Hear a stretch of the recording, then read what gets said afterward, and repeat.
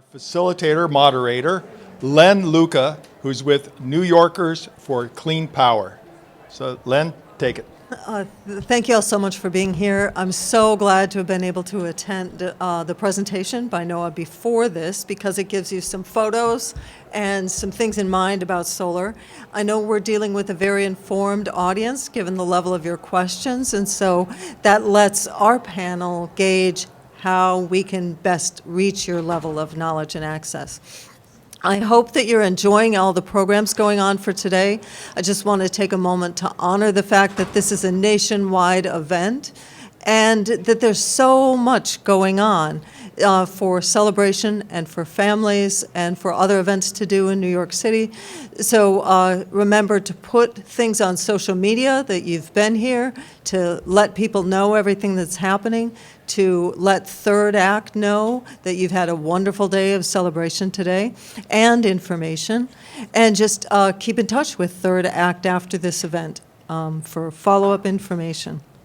If you haven't gotten this brochure, you might not know that there's a program on the inside with all the other information and some other contact information, so you can get that at the front desk. And I've just got a few more commercials here. I've got this lovely notepad from ACE New York that I've been making good use of. And so go to the ACE New York table, get yours, take notes on the electrical panel that will be following us. They also have lots of other information and an amazing podcast. So between breaks, between speakers, you can go to ACE New York and find their podcast, Plugging In. So I'd like to welcome our panelists. First of all, Barry Wygel is right next to me. He's from the Alliance for Clean Energy New York. That's what I've been referring to as ACE New York. Next we have Alex Patterson from Public Power New York. That's a group you all need to get very familiar with soon.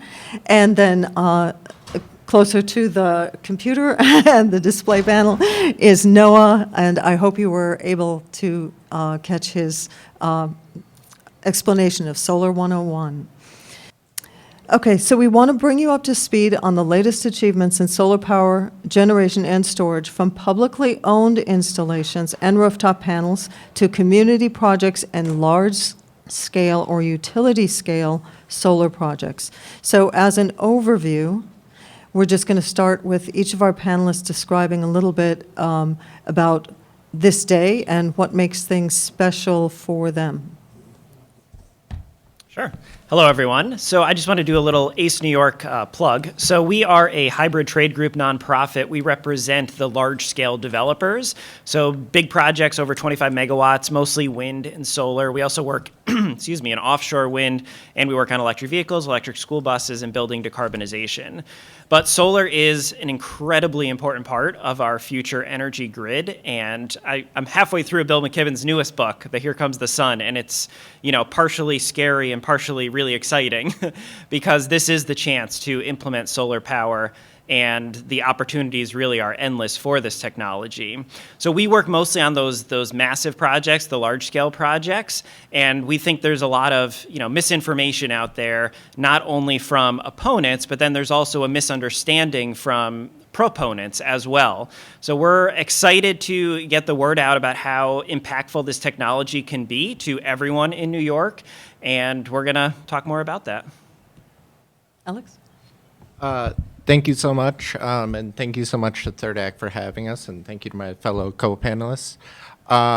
What's making me very excited to come out and celebrate today on this Sunday is I caught a little bit of Noah's last presentation. He described some of the challenges we're facing right now, both at the local level, the state level, and the federal level, and those are real challenges, and it has put a lot of people who care about the future of this planet in sort of a doom or gloom kind of situation. But why I'm out here really excited to celebrate today is that we have a lot of opportunities, and fundamentally Public Power New York is a political organization, a coalition of political organizations seeking to build publicly owned, democratically controlled renewable energy to power our future. And right now, with some of the things that we've seen around the state, I've never been more optimistic about the prospects that we can actually tackle this existential crisis that is climate change. So excited to be here.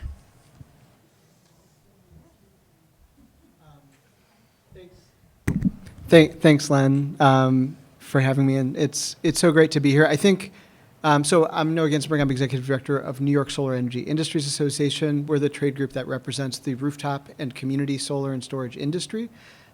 So I think it's an interesting question, like, why are you excited to be here? I think for me, I think there's a need for climate optimism. I think that there's a lot of pessimism about everything politically right now. And I think that we are at a moment right now where in November, it was deer in headlights. And then it was doom and gloom. And I think we need to emerge from that, and I think we need to charge forward. And distributed solar really is a bright spot.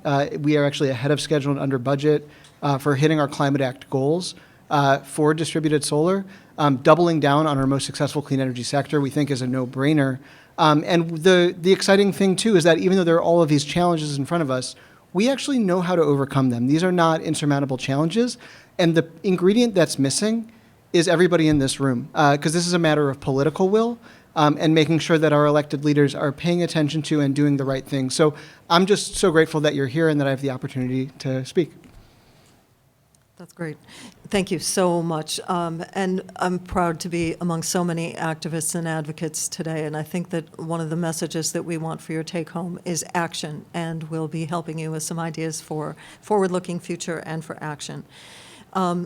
And thank you for providing a background on each of your specializations. It's great to have a balance of these representations. People in the audience from the question period just before this said that they're most familiar with residential and community solar.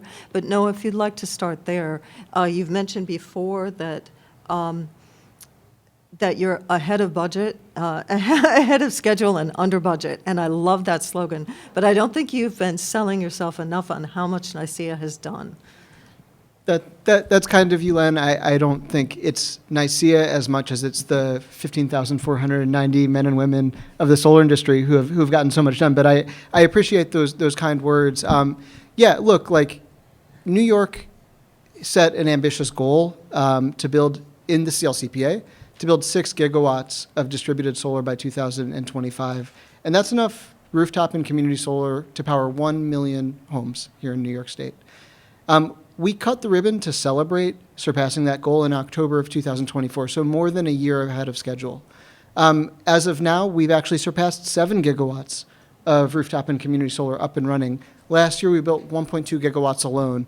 So these are big numbers, and I think that historically, if you look across the country, the way that this works is that the utility scale, that's the big stuff, right? So like, we're going to get to our climate goals with the really big projects. And yeah, like, let's do rooftop. That's cute.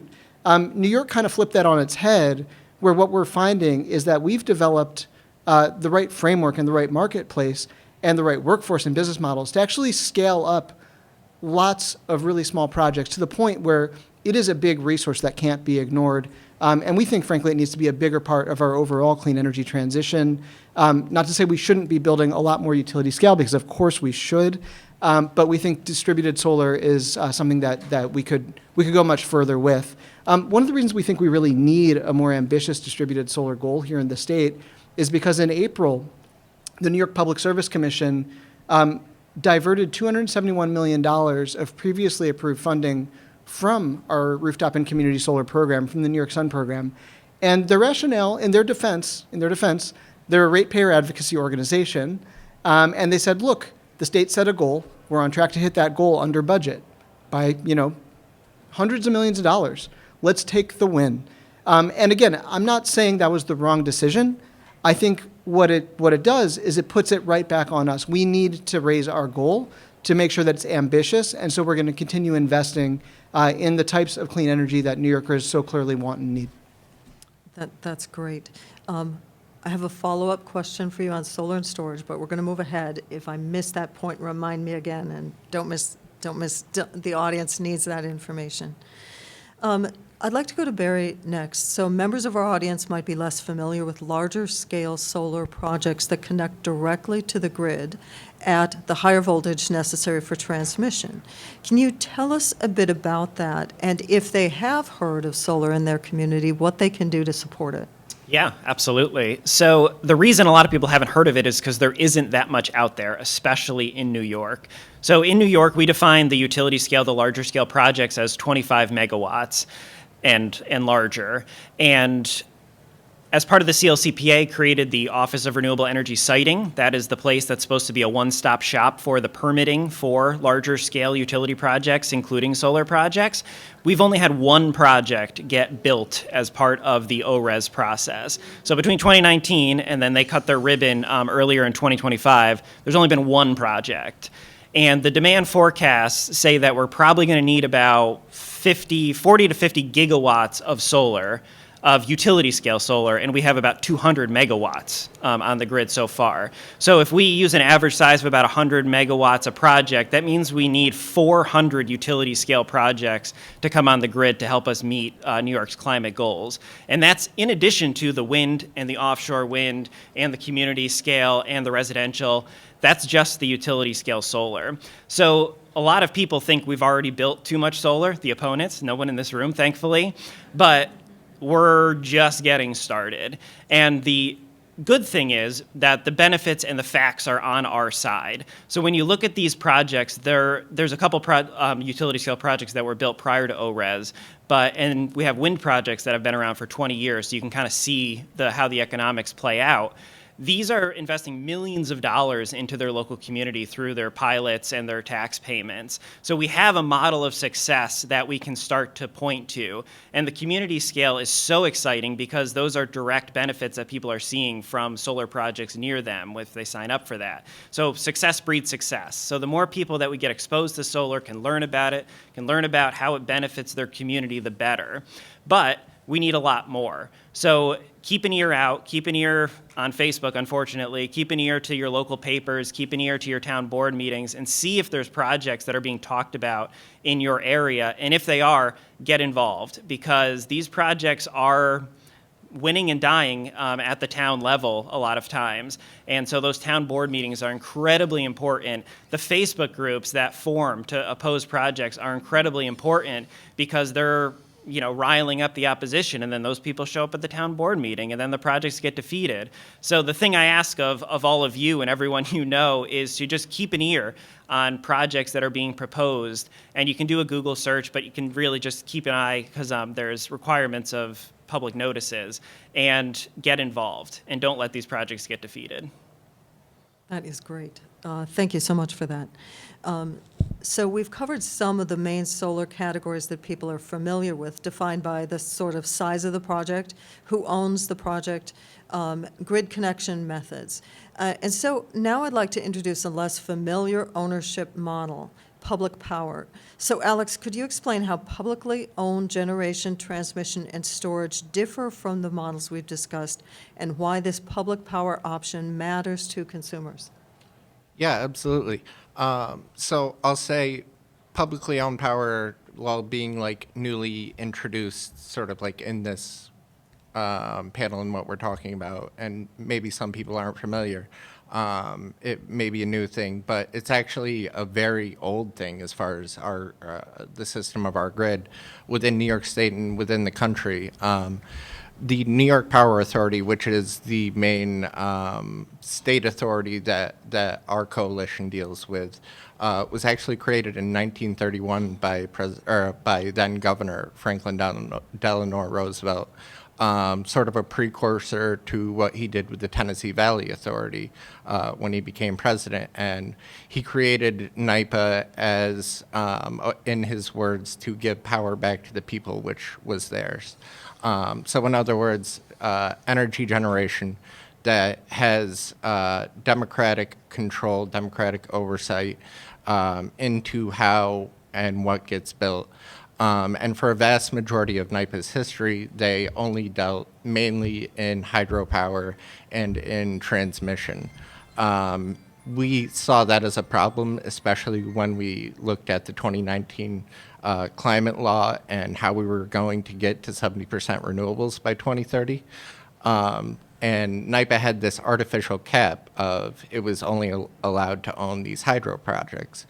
And we sort of flipped that on its head when we passed the Build Public Renewables Act in 2023 and said, no, you are now authorized and directed to build new renewable projects, be it solar, be it onshore wind, be it battery storage.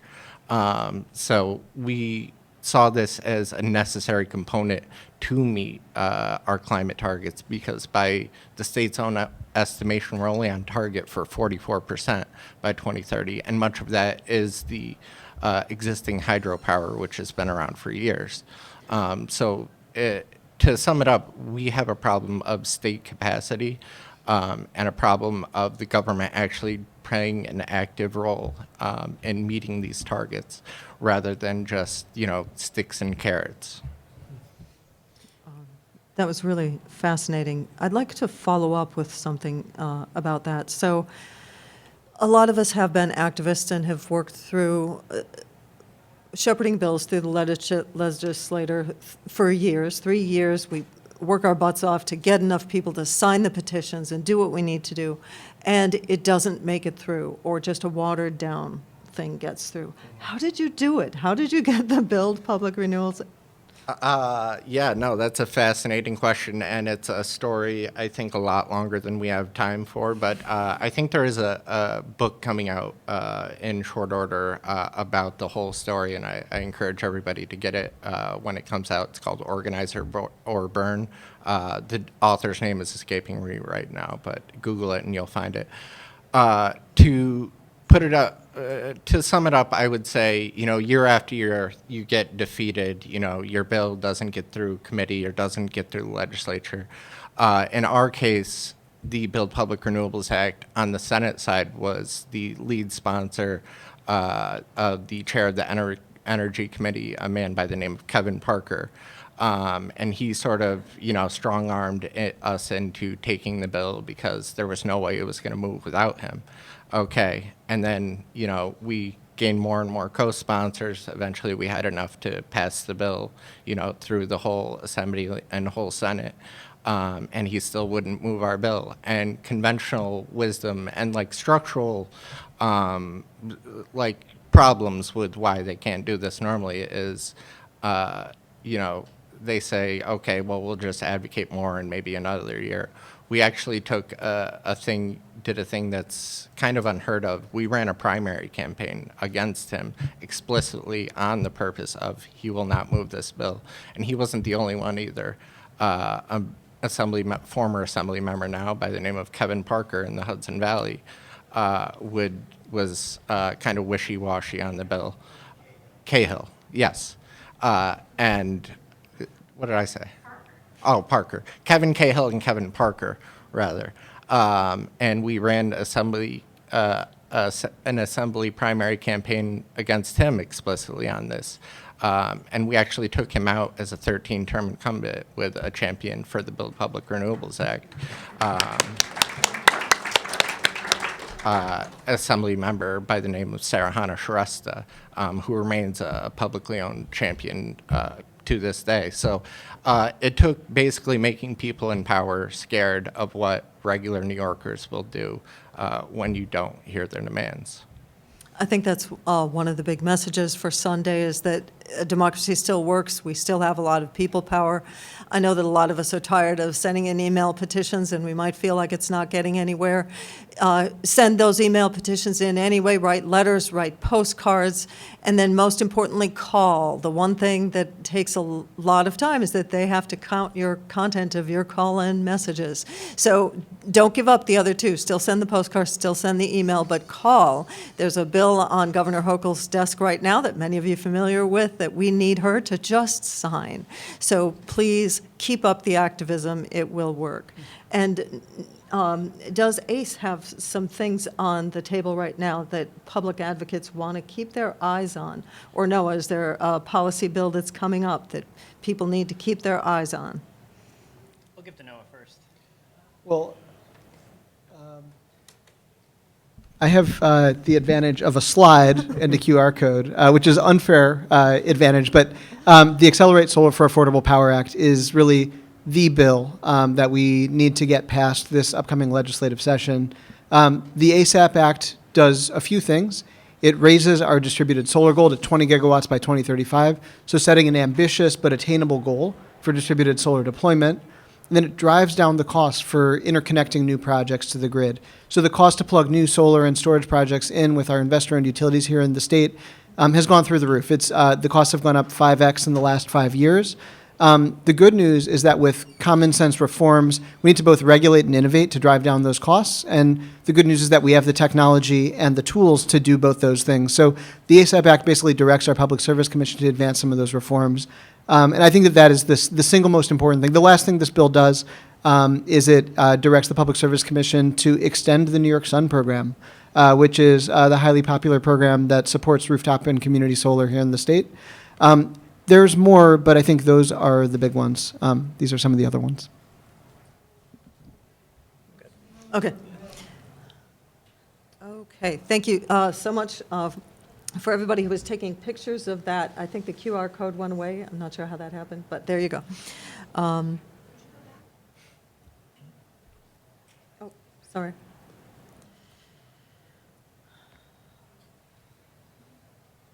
All right, so we can see that solar in all its forms is rapidly growing in New York State. As many people note, the sheer economic argument for solar makes the clean energy transition inevitable. But we want to move faster than the invisible hand of the market. Let's talk about some of the things that we can do to get things to move faster. Noah, do you want to start us off with that? Sure. Yeah, I think, so permitting and interconnection, I know they're not fun, exciting words, but we really need to streamline both. One of the challenges for community solar projects, as I mentioned, is that the cost to interconnect projects with our utilities has gotten more and more expensive to the point where essentially they prohibit projects from moving forward.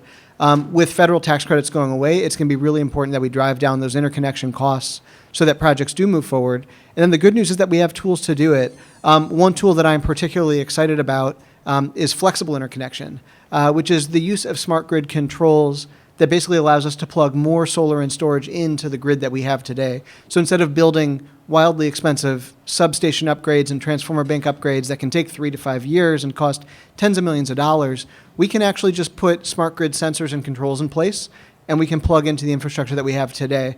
This is something that's been done, actually both National Grid and Avangrid have done successful flexible interconnection pilot programs. They're both talking about expanding it. We just need to accelerate that. And actually, the ASAP Act directs the Public Service Commission to do that very thing. So I think that's a really big one. On the permitting side, so for community solar, Barry said that many utility scale projects live and die at local town zoning boards, and that may be true. But the utility scale projects also benefit from the Office of Renewable Energy Siting, or ORES, that's providing some state level support.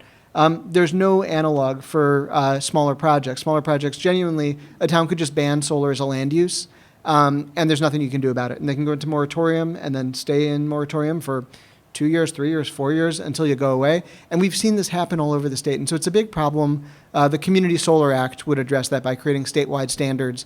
And this is not a crazy idea. This is something that actually another home rule state did just a few years ago. The state of Illinois, which has actually surpassed New York as one of the most promising community solar markets, they passed a bill that created these statewide guidelines for permitting of projects. And then the last one I'll mention is automated residential solar and storage permitting, commonly referred to as solar app legislation. So there are permitting platforms that basically make it, it's kind of like the TurboTax of solar and storage permitting.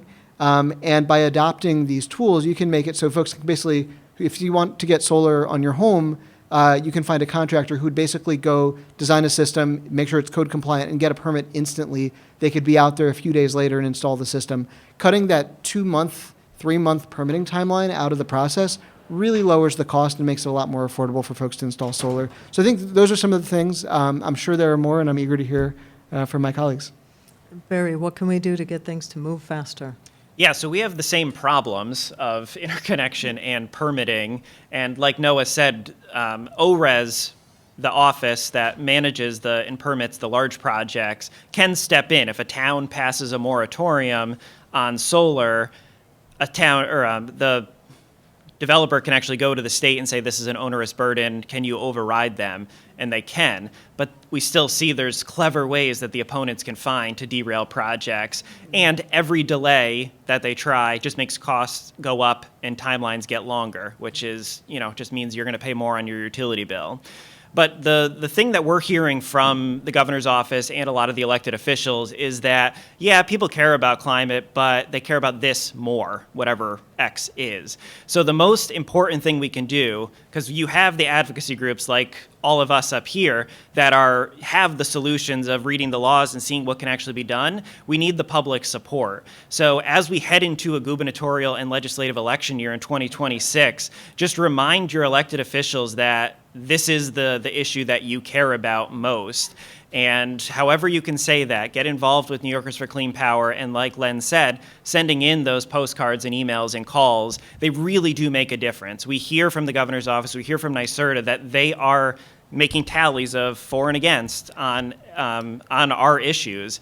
And so it really does make a difference. Every single one adds up. And we need to get their focus back on our issues, especially going into an election year. All right, Alex, what can we do to move faster? I think moving faster is a big problem. And what was the number? 1.7 gigawatts of mostly distributed solar is what New York State built in 2024. And just for frame of reference, just this past April, China built 45 gigawatts. There's a staggering difference, and that's not to compare New York State to China in every single way, but we need a large influx of state capacity and state planning. Our main campaign over the past few years has been to get NYPA to build 15 gigawatts of renewable energy across the state by 2030. They started out offering us 3 gigawatts, then we sent 5,000 New Yorkers at them to yell at them. Now they doubled that to 7 gigawatts. Then we sent 5,000 more to yell at them, and we'll see what the result of that is. But we need the state to step up in a big way. Another site of struggle around that is the Energy Planning Board, which put out their plan for how New York State is going to meet its energy needs. On our website in the coming days, we'll have a comment template for that to basically tell leadership in the state, and by leadership I mean Kathy Hochul, that she needs to not sell us out to Donald Trump wanting to build pipelines through our communities. She needs to pay attention to this issue, because this is not affordability versus climate. It's not labor versus climate. It's affordability because of climate, affordability and labor because of climate. These things can all work together. We just need leadership who will actually have any sort of interest in making that happen. Yeah, I agree. Everybody move it.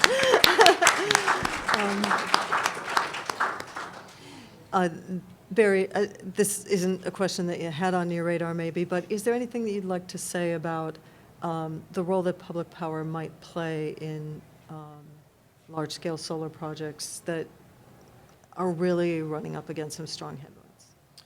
So the way that NYPA is implementing the Build Public Renewables Act is partnering with private industry to help build these projects.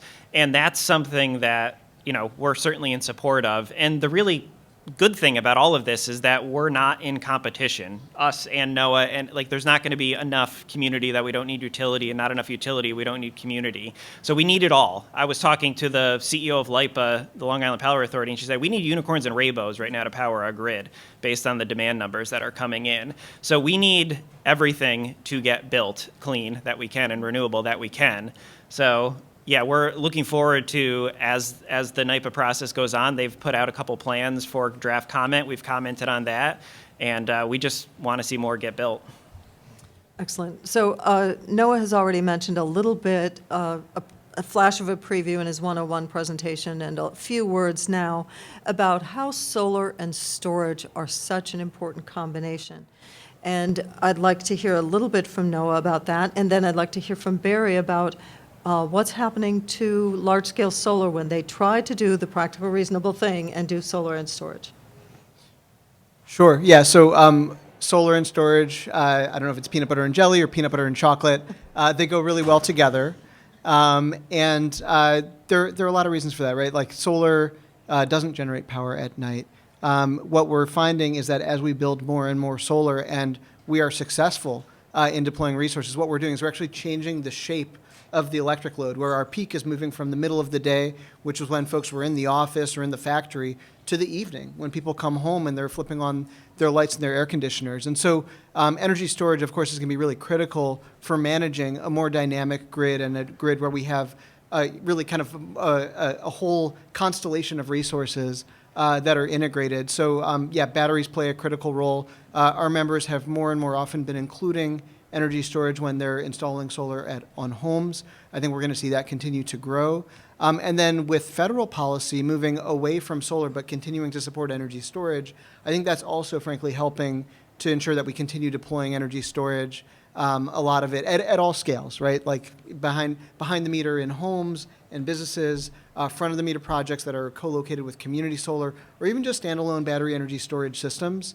Or the utility scale projects. And frankly, there's been a lot of talk about, are the batteries safe? Are the batteries safe? And I think it's an important consideration. Let's do this right. To New York's credit, I think New York is doing it right. New York just updated our state energy codes and fire codes to make sure that particularly energy storage systems that are being sited in towns that maybe have a volunteer fire department and maybe aren't equipped, that they're getting the resources and the support that they need, and that the folks who are developing these projects are doing it in a responsible way where they're going to be there in the unlikely event of an incident. So I think New York is doing a lot of those things right, and I just remind us all that the most dangerous thing that we could do is not build clean energy and not build battery energy storage and continue burning fossil fuels, which we know causes premature deaths, thousands of them, in New York City and across the state. So there's a lot on the line, and I think if we really want to advance safety and public health in New York State, energy storage is a critical piece. Yeah, that's excellent. And I think when we look at what is out there right now, the technology of the day for battery storage is lithium-ion batteries. So it's the same thing you're carrying around in your phone. What we say is it's the same chemistry, but a different way to implement it. These are completely different standards of safety that they're held to, very different from like an e-bike or anything like that. So we do a lot of education on the battery front because we need to implement this. And it's really exciting because we're seeing now that the cost of power, even if you build solar and a battery, is still cheaper than a lot of fossil sources. So you can build both and still get those cost benefits. So not just the climate benefits, but actual ratepayer benefits on the battery front. And they've been incorporated to the utility scale projects. A lot of the wind projects and a couple of the solar projects have battery storage on them. And if you're co-locating with a renewable project, you get to go through ORES. If you are just building a standalone battery, then you have to go to the town. And there's hundreds of towns, I think, now that have moratoriums against battery storage. So we're working as an organization with other organizations to educate, especially the volunteer firefighters, on the safety that is in place with these updated fire codes around battery storage systems. But like I said, we need about 400 projects of utility scale solar. There's a lot more battery projects we need, and those are in the town boards right now. There's projects and moratoriums. So that's another way that you could get involved today, is look up if your town is one of these that has the moratorium and let them know that you're comfortable with these projects, like I have, 1.5 miles from my house, and I feel totally fine about it. Thank you so much. So this is, we're in a really highly skilled audience here. A lot of you are retired professionals with tremendous skills. Use your voice in your community and your expertise in areas that you have to speak out and let them know about the new safety standards, the new best standards, and the types of batteries that meet those standards, and what makes those viable systems that let us keep our energy affordable and keep your electric bills down. So Alex, there was one question that I don't want to miss. You were going to tell us about the REACH programs. Oh, yeah, absolutely. Sorry if I missed the cue for that earlier, but yeah, I think going back to the idea of affordability versus climate, and how these things are often put in conflict with each other. One of the things that the Build Public Renewables Act did was to create this new program called REACH across the state. And the order was designed through the PSC, and it's not as expansive or universal as we originally intended it to be. But basically, the idea is for every project that NYPA builds, it recovers its costs, and then what's left over, would usually be thought of as profit in the private sector. In the public sector, it can be reinvested back into the communities where these projects are sited. And I think that's one of the ways that we can really get around some of this local pushback. So it takes that money and then gives automatic bill discounts to low and medium income ratepayers where that utility, in the utility zone where it's located. So that program is slow to come online and definitely not as universal as we'd like it to be. But I do think that is the start in the direction of what we need to see, and saying, okay, solar we know is the cheapest and easiest to build. How can we make that reflected when we get our national grid or Con Edison bill, and build a political constituency that is in support of having these projects in their communities? So we're excited to see that come online, and hopefully it gets turbocharged. That is amazing. I wish we had time for questions, but we want to stop a little bit early so we have time to switch rooms and that we don't make the electrical panel start late. If you're here for the electrical panel, please stay, get a chair. So I'd like to just wrap up here. I think we've made so many important points in such a short period of time that I just want us to repeat what we think the take-home message is about what we can do with our activism and our interests and our optimism. I think on this side of the table, we need to work together collaboratively to advance shared goals. I think you all need to stay positive, stay hopeful, stay engaged. Contact your lawmakers about the Accelerate Solar for Affordable Power Act, and just keep showing up. I think collective action, that's how we get any of this to change. Our coalition is a coalition of thousands of volunteers, people who, after their job working as a teacher or working as a nurse or, a janitor or whatever. Like, I literally, when I started out with this coalition, I was a janitor here at Sage College.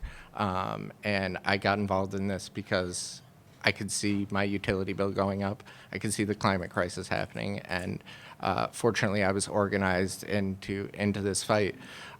So find a member organization of, someone who's really trying to get to the core issues of why we are here. For me, that was the Capital District Democratic Socialists of America. And get involved in the fight and take risks and meet new people, learn new things. And just don't stop. The federal government is obviously horrible for the interests of basically any regular person. If you don't have $1 billion in your pocket, they're not for you.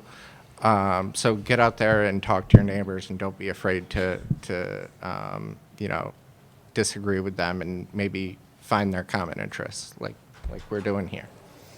And I'll say the good news is that we're not the minority. When we do polls, we see that 70+% of New Yorkers are concerned about climate change. They're seeing the effects of climate change, and they care about this. So that's the good news. We just need to activate those people. So there are people, we're the dedicated group, to go out and find those people that already agree with us. So we don't necessarily have to get in the opponent's faces. We just need to find the people that agree with us and get them to act as well. And they're out there. There's millions of them. I think that's my biggest take-home point. We are not in the minority. I'd like to thank our panel.